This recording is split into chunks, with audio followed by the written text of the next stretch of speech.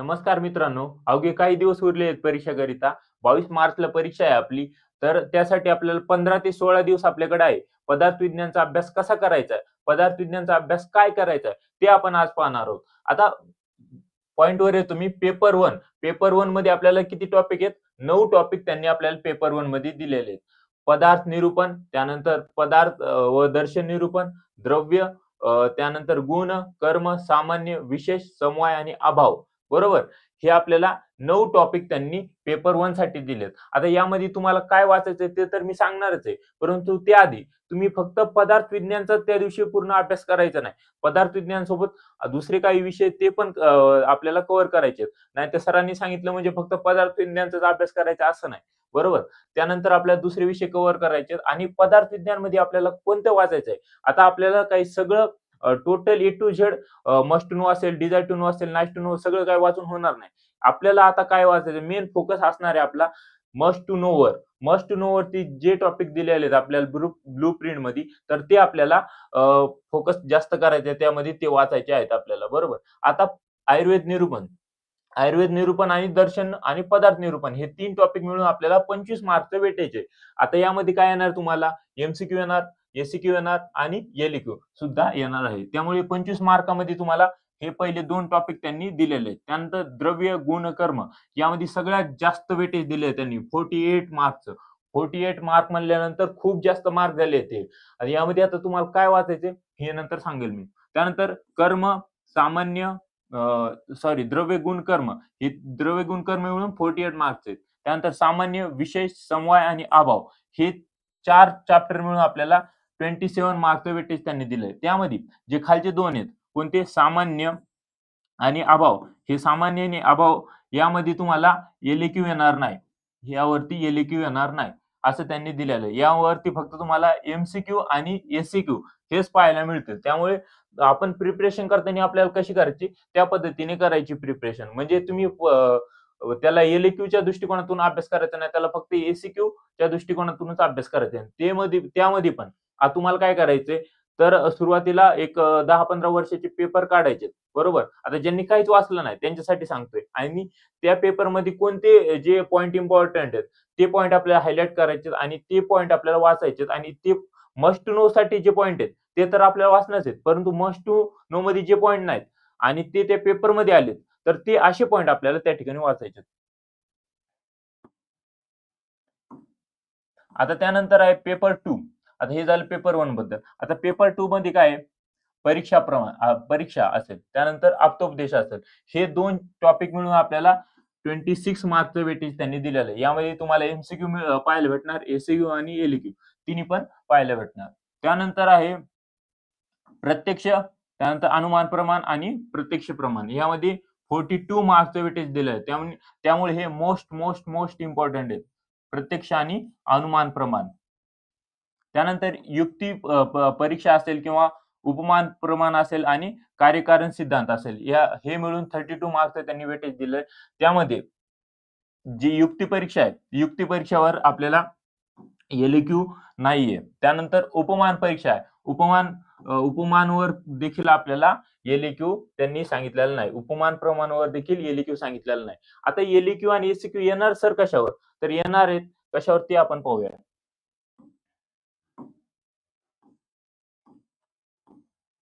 आता हे एमसीक्यू. आता एमसीक्यू कसे येतात मित्रांनो तुम्हाला सांगतो. एमसीक्यू जे 20 एमसीक्यू जे आहेत आपल्याला, 20 पैकी आपले जे 15 एमसीक्यू आहेत, 15 एमसीक्यू असतात मस्ट टू नो साठी. म्हणजे जे मस्ट टू नो साठी जे टॉपिक दिलेले आहे आपल्याला, त्यामधून 15 एमसीक्यू येणार आहेत आपल्याला. म्हणजे 15 एमसीक्यू ची लेवल फार सोपी असते. म्हणजे जे की सगळ्यांना माहित असतील असेच ते एमसीक्यू टाकतात. त्यानंतर जे 3 एमसीक्यू आहेत, तर ते 3 एमसीक्यू असतात डिझायर टू नो टॉपिक मधून. डिझायर टू नो साठी जे टॉपिक त्यांनी दिलेले आहेत, आता तुम्ही कधी सिलेबस कॉपी वाचली असेल तर तुम्हाला समजत असेल की डिझायर टू नो साठी कोणते टॉपिक दिलेले आहेत, मस्ट टू नो साठी कोणते टॉपिक दिलेले आहेत आणि नाईस टू नो साठी कोणते टॉपिक दिलेले आहेत. बरोबर? आता नाईस टू नो साठी फक्त 2 एमसीक्यू त्यामधून नाईस टू नो या टॉपिक मधून येणार आहेत आपल्याला. म्हणजे नाईस टू नो साठी जे टॉपिक दिलेत, तर त्या टॉपिक मधून फक्त 2 एमसीक्यू आणि डिझायर टू नो मधून 3 एमसीक्यू. त्यानंतर आता एसीक्यू. आता एसीक्यू बद्दल जर बोलायचं झालं तर मस्ट टू नो साठी 7 मस्ट नो टॉपिक मधून 7 एसीक्यू जशाल तसे येणार आहेत. फक्त एक एसीक्यू जो आहे, हा एक एसीक्यू आपल्याला येणार आहे डिझायर टू नो मधून. त्यामुळे आपल्याला जे अभ्यास करताना आपल्याला मस्ट टू नो चे जेवढे टॉपिक आहेत तेवढे पूर्ण कव्हर करायचे आहेत. त्यानंतर डिझायर टू नोचा प्रयत्न करायचा आहे आणि नाईस टू नो जर नाही केलं तरी तुम्ही त्या ठिकाणी चालेल. पण मस्ट टू नो आपल्याला मस्टच आहे. त्यानंतर आता एलक्यू. एलक्यू जे 4 एलक्यू आहेत, तर 4हीला 4 एलक्यू सुद्धा आपले मस्ट टू नो साठीच आहेत. म्हणजे मस्ट टू नो साठी जे टॉपिक दिले आहेत त्यामधूनच येणार आहेत. त्यानंतर सेम पेपर 2 चं पण असंच असणार आहे सेम. बरोबर. आता तुम्ही चॅप्टर वाईज मी तुम्हाला सांगतो, की कोणत्यामधून काय क्वेशन येऊ शकतो.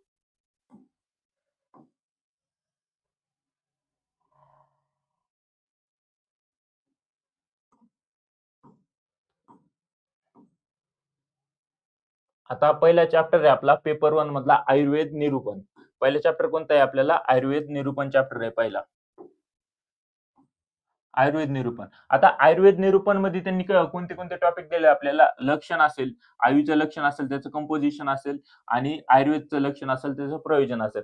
आता यामध्ये जे एक्झामिनर असणार त्याचा पॉइंट ऑफ व्ह्यू कसा असणार, की जे आयुर्वेद निरूपण मध्ये काय दिले, सगळ्यात महत्वाचं काय यामध्ये आयु. आता आयुचं आपण काय टाकू शकतो? आयुचं लक्षण टाकू शकतो, आयुचे कंपोनंट टाकू शकतो आणि आयुचे आयुर्वेदात महत्व ते सुद्धा टाकू शकतो किंवा आयुचे टाइप्स टाकू शकतो. तर त्या पद्धतीने आपल्याला तसा अभ्यास करायचा आहे. आपल्याला सुरुवातीला काय करायचंय? आता आपल्याकडे राहिलेत 15-16 दिवस. त्यामध्ये आता तुम्ही काय करणार? पेपर 1 साठी आपल्याला द्यायचे एक 7 दिवस आणि पेपर 2 साठी 8 दिवस द्यायचे. कारण की पेपर 2 मध्ये सगळ्यात इम्पोर्टंट चॅप्टर कोणते असतील तर अनुमान आणि प्रत्यक्ष. त्याला 42 मार्क्स भेटायचे. त्यामुळे ते आपल्याला खूप इम्पोर्टंट आहेत. त्यामुळे त्याला जास्त वेळ द्यायचा आहे आपण. आणि आता तुम्हाला ज्यांनी अनुमान प्रमाण चॅप्टर केला असेल बरोबर, तर त्यांना अनुमान प्रमाण खूप इझी जाते किंवा ज्यांनी पहिल्या दिवसापासून अनुमान प्रमाण केलं असेल त्यांना अनुमान प्रमाण समजते. आता जे नवीन आहेत, तर नवीन यांनी काय करायचं की आता हेतुआभास खूप कळत नाही. आता हेतुआभास काय करायचे? समजत नाही सोडून द्या, समजत नाही सोडून द्या. पाठच करायचे ते. समजत नाही याचा अर्थ तुम्ही डायरेक्ट स्किप नाही करायचं, पाठ करायचंय. बरोबर. त्यानंतर आहे आपलं आता आयुर्वेद निरूपण. आयुर्वेद निरूपण मध्ये मी काय सांगितलं तुम्हाला आयुचं लक्षण त्या ठिकाणी त्यानंतर त्याचे घटक असतील आयुचे, त्याचे प्रकार असतील, त्यानंतर आयुच्या आयुर्वेदात महत्व असेल ते करायचे. त्यानंतर यामधून पहिला जो बनू शकतो क्वेशन तो बनू शकतो आयुच्या रिलेटेड काही पण बनू शकतो.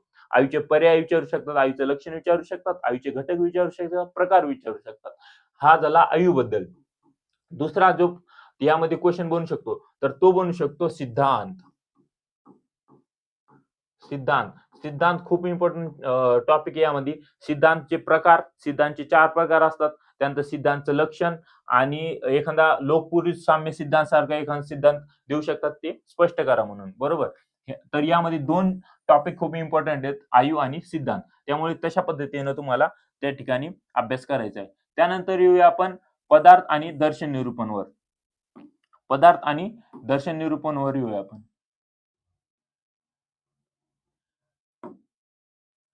आता पदार्थ आणि दर्शन निरूपण मध्ये काय सांगितलंय तुम्हाला? तर पहिले सांगितले पदार्थ. आता पदार्थ निरूपण हा चॅप्टर आहे किंवा पदार्थ निरूपण हा टॉपिक आहे. यामध्ये तुम्हाला काय वाचायचंय? तर पदार्थ साधर्म्य, वैधर्म्य हे वाचायचं एक पॉइंट झाला. त्यानंतर पदार्थचे प्रकार, त्यानंतर पदार्थचं त्या ठिकाणी लक्षण असेल किंवा पदार्थाची संख्या सगळ्यात इम्पोर्टंट. पदार्थ संख्या कोणत्या दर्शनकाराने किती संख्या सांगितलेली? तर या संख्येवर तुम्हाला काय येऊ शकते? एमसीक्यू येतात. एमसीक्यू साठी पदार्थांची संख्या संख्या आपल्याला लक्षात ठेवायची. त्यानंतर पदार्थची डेफिनेशन पदस्य अर्थ पदार्थ बरोबर.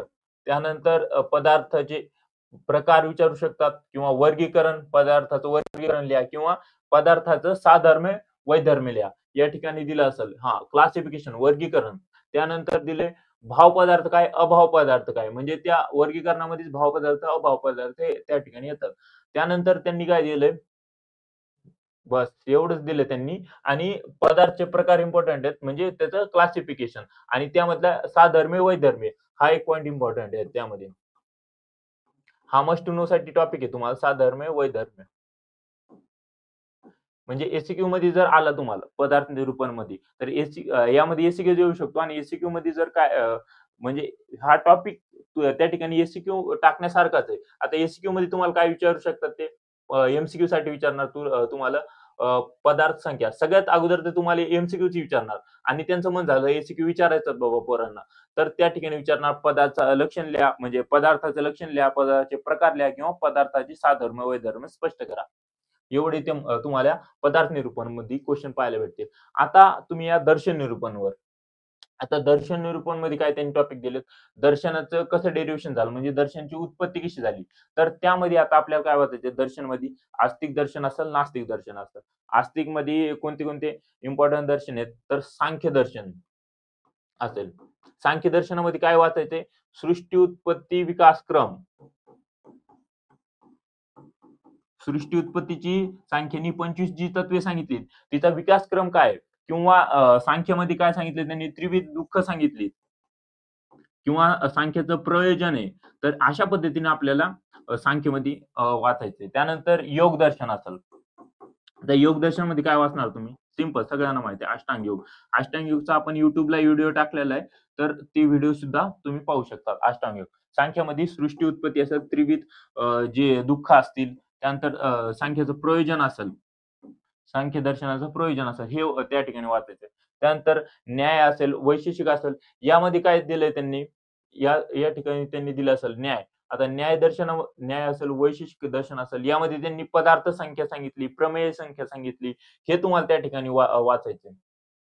त्यानंतर काय दिलंय त्यांनी, एक आयुर्वेदिक मौलिक दर्शन म्हणून लिहा, असं त्या ठिकाणी येऊ शकतं.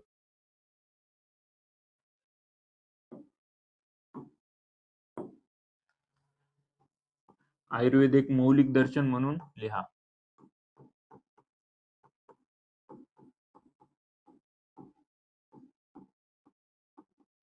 आयुर्वेदिक मौलिक दर्शन असा देखील तुम्हाला या ठिकाणी क्वेशन येऊ शकतो यावर.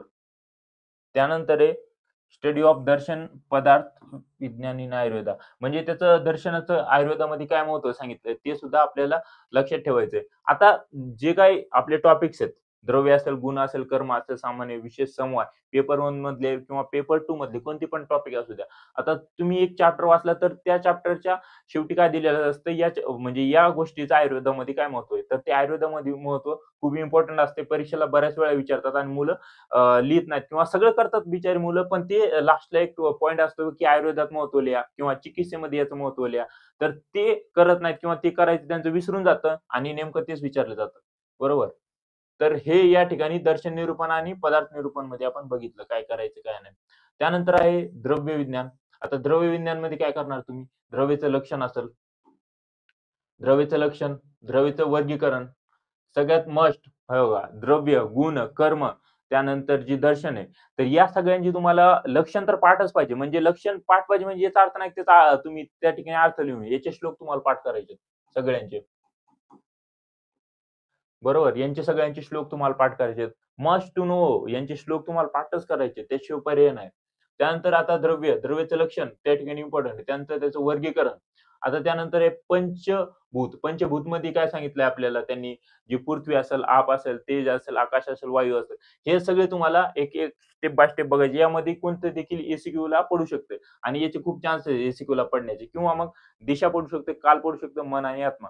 हे 4 नवद्रव्य आहेत. या नवद्रव्यापैकी सगळ्यात इम्पोर्टंट काय आहे यामध्ये म्हणजे अभ्यास करण्यासारखे मनाचे विषय. मनाचे विषय 5. त्यानंतर दुसरं यामध्ये काय दिलंय यांनी पंचभूत. पंचभूतमध्ये तर आपण सगळे पंचभूत मध्ये पण जर बघायचं झालं तर पृथ्वी महाभूत असेल. पृथ्वी महाभूत इम्पोर्टंट आहे. त्यानंतर तेज महाभूत. यामधलं कोणतं देखील एक महाभूत तुम्हाला देऊ शकतं. त्यानंतर दिशा. आता दिशेमध्ये काय होतं दिशाचं लक्षण असेल किंवा दिशाचं महत्त्व असेल. दिशाचं महत्त्व काय आहे आयुर्वेदामध्ये, शवविच्छेदनामध्ये जे म्हणजे शारीर रचनामध्ये काय महत्त्व असते किंवा शरीर क्रियामध्ये काय महत्त्व असते. आता आत्म्याचं काय वाचणार? आत्म्याचं तुम्हाला आला तर तुम्हाला एल साठी पण येऊ शकतो, साठी पण येऊ शकतो. आत्म्याचं लक्षण बघणार, त्यानंतर त्याचं वर्गीकरण बघणार, त्याचे आत्म्याचे गुण बघणार. बरोबर. त्यानंतर पुरुष. आता पुरुष देखील एक पुरुष आणि प्रकृती यामध्ये काही डिफरन्स बिटवीन असा देखील क्वेशन बऱ्याच वेळा येतो आणि ते देखील तुम्हाला त्या ठिकाणी कव्हर करायचं आहे. प्रकृती आणि पुरुष. त्यानंतर आता मनाबद्दल काय, मनाचं लक्षण बघायचे, त्याचे पर्याय बघायचे, त्याचं मनाचं कार्य काय आहे आणि मनाचे विषय. मनाचे विषय सगळ्यात इम्पोर्टंट क्वेश्चन आहे यामध्ये. आणि ज्याचं उभयइंद्रियत्व म्हणतो आपण मनाचं, म्हणजे ड्युअल नेचर ऑफ माइंड, ते सुद्धा आपल्याला पाहिजे. पंचमहाभूत आणि त्रिगुण इन देह प्रकृती, मानस प्रकृती, ते सुद्धा एक वेळ बघून घ्या तुम्ही. हां, ओके. त्यानंतर आता आपण येऊया गुणवर. आता गुणाबद्दल जर बोलायचं झालं, गुणामध्ये काय पाहणार आपण? एटिमॉलॉजिकल डेरिव्हेशन, क्लासिफिकेशन अँड व्हेरियस दर्शनांचर. म्हणजे गुण काय आहेत? गुणाचे लक्षण काय आहे? गुणाचा प्रकार काय आहे? गुणाचे क्लासिफिकेशन कसं सांगितले? सार्थ गुण काय आहेत? गुणादी गुण काय आहेत? परादी गुण आहेत. हे सगळ्यात इम्पोर्टंट आहे. 4.2 बरोबर. लक्षण आणि वर्गीकरण. गुणाचं लक्षण काय? त्याचं वर्गीकरण काय? सार्थ गुण काय आहेत? गुणादी गुण काय आहेत? परादी गुण काय आहेत? त्यानंतर आध्यात्मक गुण काय? टोटल गुण किती येतं? 41 गुण आहेत. तर 41 गुणाचं कसं क्लासिफिकेशन केलंय? आणि बऱ्याच वेळा काय होतं, की परादी गुणाचं चिकित्सीय महत्व लिहा. परादी गुण, चिकित्सीय महत्व. आता या गुणांचं चिकित्सीय महत्व खूप इम्पोर्टंट आहे आणि तेच बऱ्याच वेळा परीक्षेला विचारलं जाऊ शकतं. त्यानंतर आध्यात्मिक गुण असतील. आध्यात्मिक गुण, सुख-दुःख, इच्छा, द्वेष, प्रयत्न, बुद्धी जे येतं. तर हे येतं आध्यात्मिक गुण.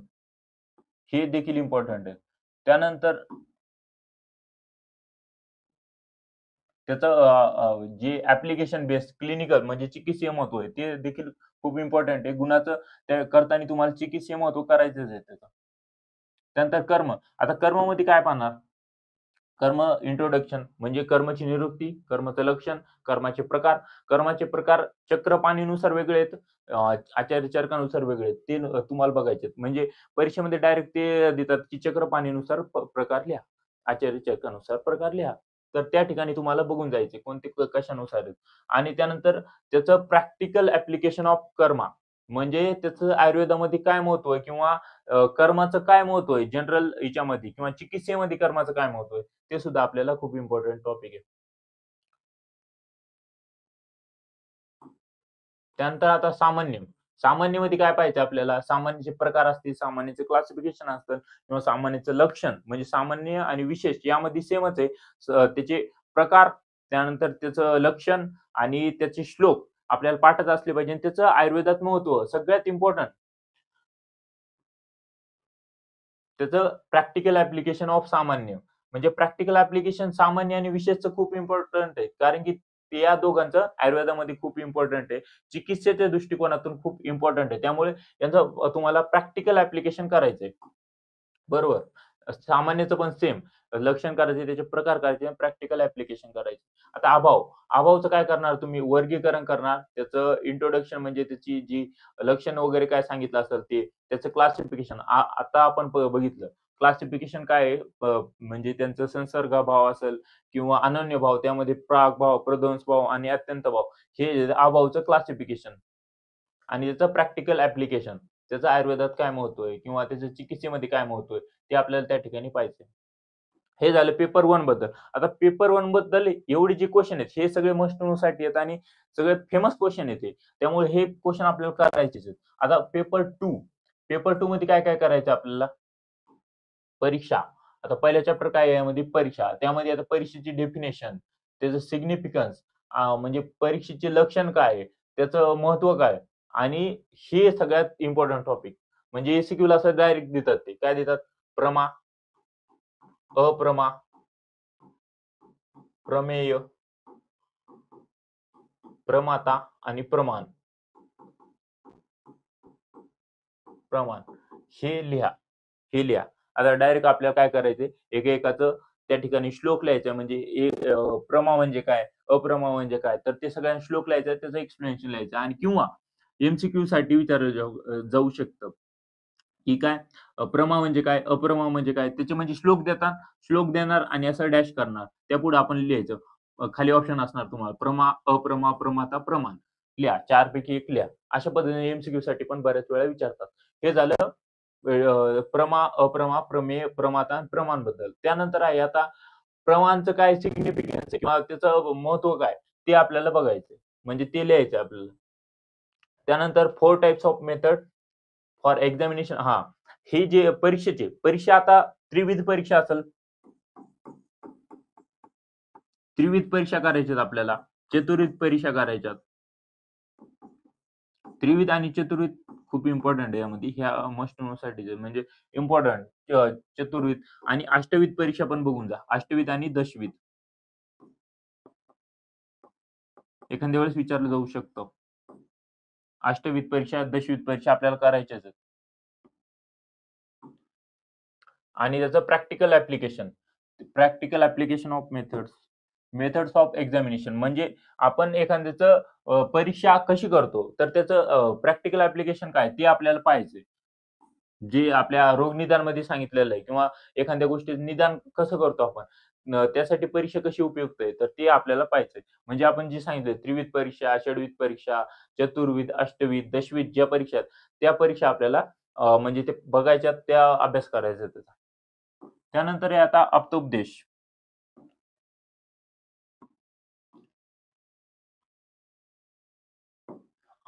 आता आप्तोपदेशमध्ये काय बघणार तुम्ही? लक्षण. त्याचं लक्षण बघणार. त्यानंतर आप्ताचं लक्षण. आता आप्तोपदेशमध्ये एक श्लोक येतो. तो श्लोक म्हणजे जे आप्तोपदेशचं लक्षण सांगितलं, तो लक्षण आपल्याला मस्ट नो साठीच आहे. म्हणजे तो पाठच करायचा आपल्याला, बरोबर. त्यानंतर आहे शब्द. शब्द काय? शब्दाचे प्रकार काय? चरकांनी काय? शब्द म्हणजे काय सांगितलं? शब्दाचं लक्षण काय सांगितलं? शब्दाचे प्रकार काय सांगितले? त्यानंतर शब्दवृत्ती. शब्दवृत्ती पण विचारलं जातं बऱ्याच वेळा. म्हणजे जे अभिधा, लक्षणा, व्यंजना जे आहेत, ते पण बऱ्याच वेळा विचारलं होतं. अभिधा, लक्षणा, व्यंजना, तात्पर्यख्या हे जे आहेत आणि शक्तिग्रह हेतू किंवा शक्तिग्रह साधने हे पण विचारलं जाऊ शकतं. वाक्य किंवा वाक्यार्थ वाक्यार्थ ज्ञान हेतू म्हणजे वाक्यार्थ ज्ञान हेतू कोणते असतात? आकांक्षा, योग्यता, सन्निधी जे आहेत, हे आपल्याला इम्पोर्टंट आहे. आप्तोपदेश तर एकदम खूप म्हणजे छोटा चॅप्टर आहे आणि एक इंटरेस्टिंग चॅप्टर आहे. म्हणजे इंटरेस्टिंग कशामुळे म्हणतोय, की त्याचे फक्त प्रकार आहेत. तुम्हाला फक्त प्रकार त्या ठिकाणी लक्षात ठेवायचे. प्रकार केलं तुमचा सगळं चॅप्टर होऊन जाईल. प्रकार फक्त आठवले पाहिजे त्या ठिकाणी. प्रकार तुम्हाला पाठच करायचे. प्रकार पाठ केले तर पुढे एक लाईनला आपल्याला त्या ठिकाणी लिहिता येते. फक्त प्रकार पाठ असणं तुम्हाला आवश्यक आहे. त्यानंतर आप्तोपदेशाचं काय महत्त्व आहे? हेल्थच्या दृष्टिकोनातून त्यानंतर डिसीज प्रिव्हेन्शन करण्यामागे काय त्याचं महत्त्व आहे? ते सुद्धा आपल्याला पाहायचं किंवा त्याचा आयुर्वेदामध्ये काय उपयोग आहे? डायग्नोस्टिकमध्ये निदानमध्ये काय त्याचा थेरपेटिक आणि रिसर्चमध्ये काय आहे त्याचा उपयोग? हे बघायचं. पण याच्यातलं सगळ्यात इम्पोर्टंट काय आहे? तर याचं हे जे वर सांगितले मी शब्दवृत्ती असेल किंवा वाक्य असेल, वाक्यार्थ ज्ञान हेतू असतील किंवा त्याचं शब्दाचे प्रकार असतील किंवा आप्तोपदेशाचं स्वतः लक्षण असतील. हे खूप इम्पोर्टंट आहे. त्यानंतर हे आपलं काय याच्यामध्ये आयुर्वेदाचं महत्त्व काय? म्हणजे त्याच्या निदानामध्ये काय महत्त्व आहे किंवा त्याच्या हेल्थच्या दृष्टिकोनातून काय महत्त्व आहे? प्रिव्हेन्शन ऑफ डिसीजच्या दृष्टिकोनातून काय महत्त्व आहे? हे आपल्याला बघायचं. त्यानंतर आज प्रत्यक्षामध्ये काय तुम्हाला वाचायचंय? प्रत्यक्षामध्ये वाचायचंय तुम्हाला लक्षण ऑफ प्रत्यक्ष, त्याचे टाइप्स म्हणजे प्रत्यक्षाचं लक्षण, त्याचे टाइप्स बघायचे. त्यानंतर बघायचं म्हणजे त्याचे टाइप्स कोणते आहेत? सविकल्पक आणि निर्विकल्पक. आता हे आपल्याला डिटेलमध्ये बघायचंय. क्लासिफिकेशन मी शिकवताना तुम्हाला सांगितलं होतं. त्यानंतर आता इंद्रिय असेल. आता इंद्रियमध्ये तो फेमस क्वेशन आहे त्यांचा इंद्रिय पंचपंचक असेल. आता इंद्रियमध्ये काय असतंय त्यांना काय बघायचं? त्याचं क्लासिफिकेशन कसं दिलंय? त्यानंतर त्याचं पंचपंचक. पंचपंचक तर बघितलं आपण. त्यानंतर एलिमेंटल नेचर ऑफ इंद्रिय. बरोबर. त्यानंतर त्याचं त्रयोदशकरण. आता इंद्रिय पंचपंचकमध्ये इंद्रियात तुम्हाला सगळंच बघा. इंद्रियाचं लक्षण काय आहे? त्यानंतर इंद्रियामध्ये कोणतं महाभूत असतंय किंवा त्याचं कार्य काय? हे ते बघितलं. त्यानंतर आपल्याला बघायचं त्रयोदशकरण. त्रयोदशकरण एक फेमस क्वेशन आहे. एकदम सोपं आहे. तुम्ही एकदा वाचलं की तुम्हाला लक्षात राहू शकतं त्रयोदशकरण आणि त्रयोदशकरण आपल्याला इम्पोर्टंट आहे. बरोबर.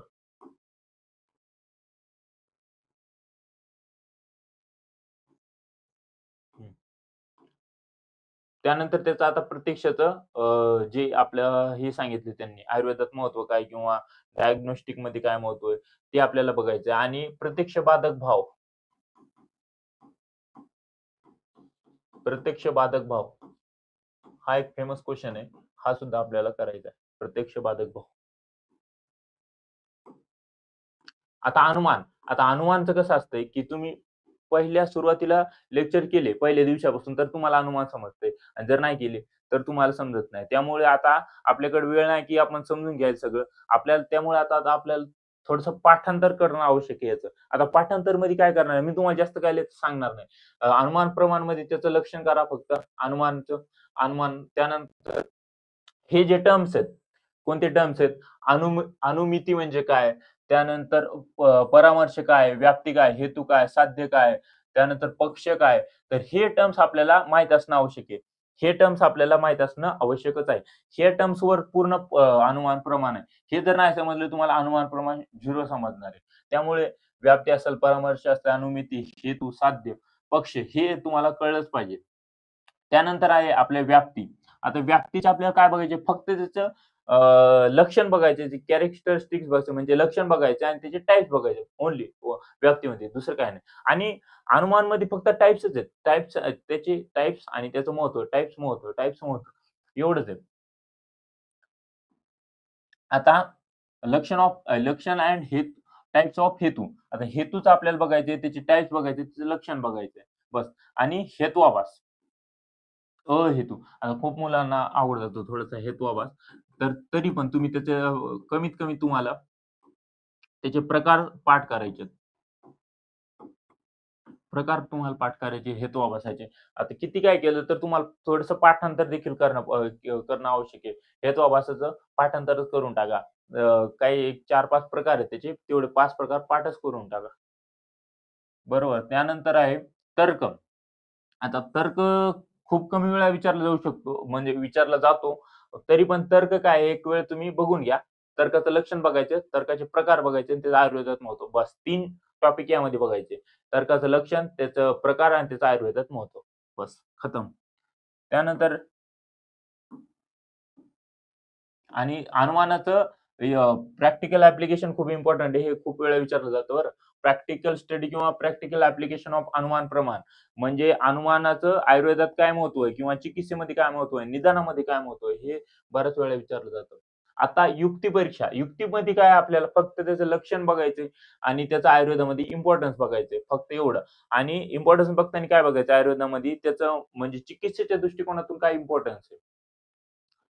डायग्नोस्टिक, थेरपेटिक अँड रिसर्च यामध्ये त्याचं जे महत्त्व काय आणि त्याचं लक्षण काय एवढं त्या ठिकाणी पाहायचं आणि त्याचे प्रकार असतील युक्तीचे ते त्या ठिकाणी बघून घ्या. त्यानंतर उपमान. उपमानाचं तर फक्त लक्षण उपमानाचं तर तुम्हाला फिक्सच तुम्हाला एस-क्यू सांगतो डायरेक्ट पेपरमधलाच. लक्षण लिहा आणि त्याचं आयुर्वेदात महत्त्व लिहा किंवा जे आपलं शारीरिक क्रिया असेल किंवा शरीर रचना असेल यामध्ये उपमा कशासाठी देतो आपण? त्या त्या पद्धतीने त्याचं आयुर्वेदात महत्त्व काय ते लिहायचं आपल्याला. बस हे फिक्सच तुम्हाला. त्यानंतर आहे कार्यकारण सिद्धांत. तर लास्ट टॉपिक आहे आपला कार्यकारण सिद्धांत. यामध्ये तुम्हाला काय बघायचंय, की कार्याचे लक्षण बघायचे. कार्याचे लक्षण बघायचे. कार्याचे लक्षण बघायचे. त्यानंतर त्याचे टाइप्स बघायचे. कार्याचे आणि कारणचे. कार्याचे लक्षण, कार्य आणि कारणचे लक्षण, त्यांचं त्याचे टाइप्स बस. म्हणजे टाइप्स ऑफ कारण. कारणचे फक्त टाइप्सच बघायचेत आपल्याला. टाइप्स ऑफ कारण आणि कार्याचं लक्षण बघायचंय फक्त आणि कारणचं लक्षण आणि टाइप्स. म्हणजे कार्याचे आपल्याला टाइप सांगितले नाही यांनी इथं. फक्त टाइप्स कसे सांगितले, कारणाचे टाइप आपल्याला या ठिकाणी सांगितलेले आहेत. त्यानंतर सिग्निफिकन्स ऑफ कार्य आणि कारण इन आयुर्वेदा. म्हणजे आयुर्वेदामध्ये काय त्याचं महत्त्व आहे. कार्याचं काय महत्त्व आहे आणि कारणाचं काय महत्त्व आहे ते सुद्धा आपल्याला पाहायचं. त्यानंतर आहे आपलं आता या ठिकाणी वाद सांगितले. आता वादमध्ये खूप वेळा मुलं विचारतात, की सर वाद कोणते इम्पोर्टंट आहेत? तर वाद माझ्या मते तर 2च इम्पोर्टंट आहेत. जास्त 2 विचारले जाऊ शकतात. सत्कार्य वाद आणि असत्कार्य वाद. सत्कार्य वाद आणि असत्कार्य वाद. त्यानंतर विचारला जाऊ शकतो आरंभवाद असेल, पिलूपाका वाद असेल, पीठरपाक वाद असेल. हे म्हणजे वाद तुम्ही सगळे एक वेळ वाचूनच घ्यायचे. वाद खूप इम्पोर्टंट आहेत. वादावर तुम्हाला त्या ठिकाणी एल-क्यू सुद्धा विचारला जाऊ शकतो. वाद खूप इम्पोर्टंट आहेत. त्यामुळे सगळ्यात इम्पोर्टंट तर सत्कार्यवाद, असत्कार्यवाद त्यानंतर बाकीचे वाद. आरंभवाद असेल, पिलूपाक वाद असेल, पीठरपाक वाद असेल. त्यानंतर बस एवढे म्हणजे हे तर खूप मस्ट टू नो साठी जेवढे वाद दिलेत काही हे आपल्याला एक वेळ वाचूनच घ्यायचे. परंतु सत्कारवाद आणि असत्कारवाद तर तुम्हाला पाठच पाहिजे. बस. त्यानंतर आहे आता त्याचं स्टडी ऑफ कॉज इफेक्ट म्हणजे त्याचं आयुर्वेदामध्ये काय महत्त्व आहे, ते एक वेळ बघून या कार्यकारण भावचं. किंवा वादाचं काय आयुर्वेदामध्ये महत्त्व सांगितलं असेल ते एक वेळ बघून घ्या. बस अशा पद्धतीने आपण पूर्ण टॉपिक कव्हर केलेलं आहे. आता हे अभ्यास करताना कसं करायचं तुम्हाला? आता एका पेपर 1ला माझ्या मते तुम्ही 7 दिवस द्या, पेपर 2ला 8 दिवस द्या. आता पेपर 1चा अभ्यास करताना काय करायचं? आता पहिला चॅप्टर घेतला, पहिला चॅप्टर आपण बघितला. पहिल्या चॅप्टरवर कोणते क्वेशन येऊ शकतात ते त्या पद्धतीने आपण अभ्यास केला. आता त्या पद्धतीने अभ्यास केल्यानंतर आता काय होतंय, आज वाचलं 2-4 दिवसानंतर लगेच विसरून जाते. मग त्यासाठी काय करायचं आपल्याला? आज वाचलं, त्याचे टाइप्स जे असतील, ते टाइप्स लिहून घ्यायचे फक्त. लक्षण, फक्त लक्षणाचा श्लोक, त्यानंतर टाइप्स. टाइप्स 1, 2, 3, 4 जेवढे टाइप्स आहेत तेवढे फक्त टाइप्सची नावं लक्षात ठेवायचे. नावाच्या समोर काय ते नाही लक्षात ठेवलं तरी चालतंय. नंतर मग तुम्ही आता रिव्हिजन करताना, नंतर रिव्हिजन करताना तेव्हा काय बघायचं आपल्याला?